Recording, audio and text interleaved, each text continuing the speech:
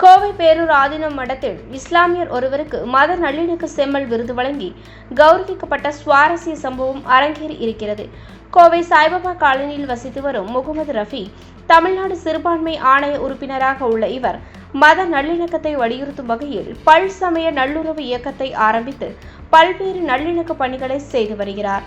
கடந்த 15 ஆண்டுகளுக்கு மேலாக மத நல்லிணக்க பணிகளை மேற்கொண்டு வருகின்ற முகமது ரஃபி அவர்களை அங்கீகரித்து போற்றும் வகையில் பேரூர் ஆதீன மடத்தில் உள்ள மருதாச்சல அடிகளார் முகமது ரஃபி அவர்களுக்கு மத நல்லிணக்க செம்மல் விருது வழங்கி கௌரவித்து நெகிழ்ந்துள்ளார்.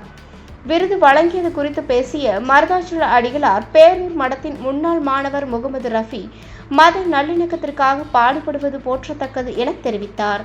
வருடந்தோறும் அனைத்து மதத்தவரையும் ஒன்றிணைத்து மடத்தில் மத நல்லிணக்க சமத்துவ பொங்கல் விழாவை முகமது ரஃபி நடத்தி நல்லிணக்கம் பேணுவதாக தெரிவித்த அடிகளார், இதுபோன்று அனைத்து மத விழாக்களையும் நடத்தி ஒற்றுமையை உலகிற்கு பறைசாற்றுதல் மத நல்லிணக்க செம்மல் விருதை முகமது ரஃபி அவர்களுக்கு வழங்கி கௌரவிக்கப்பட்டதாக நிகழ்ச்சியுடன் தெரிவித்தார். விருது பெற்ற முகமது ரஃபி பேசும்போது, நாட்டில் சமத்துவம் சகோதரத்துவம் தழைத்தோங்கி சமாதானம் சுகவாழ்வு பெற்று அனைவரும் நல்லிணக்கத்துடன் வாழ வேண்டும் என்பதே எங்களது நோக்கம் என்றார். அதற்காக இந்துக்கள், இஸ்லாமியர்கள், கிறிஸ்தவர்கள், சீக்கியர்கள் என அனைத்து மதத்தை சார்ந்த பலதரப்பட்ட மக்களை ஒன்றிணைத்து பல் சமய நல்லுறவு இயக்கம் என்ற நல்லிணக்க அமைப்பை கட்டமைத்து களப்பணியாற்றுவதாக தெரிவித்தார்.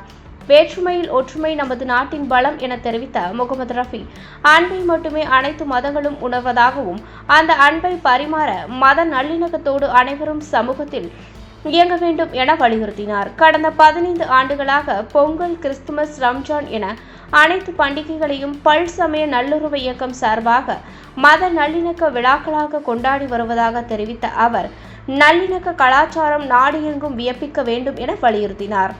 தமிழ்நாடு சிறுபான்மை ஆணைய உறுப்பினராக உள்ள முகமது ரஃபி மத நல்லிணக்க செயல்பாடுகளுக்காக தமிழ்நாடு அரசாங்கத்தால் கோட்டை அமீர் மத நல்லிணக்க விருது வழங்கி கௌரவிக்கப்பட்டிருப்பது குறிப்பிடத்தக்கது.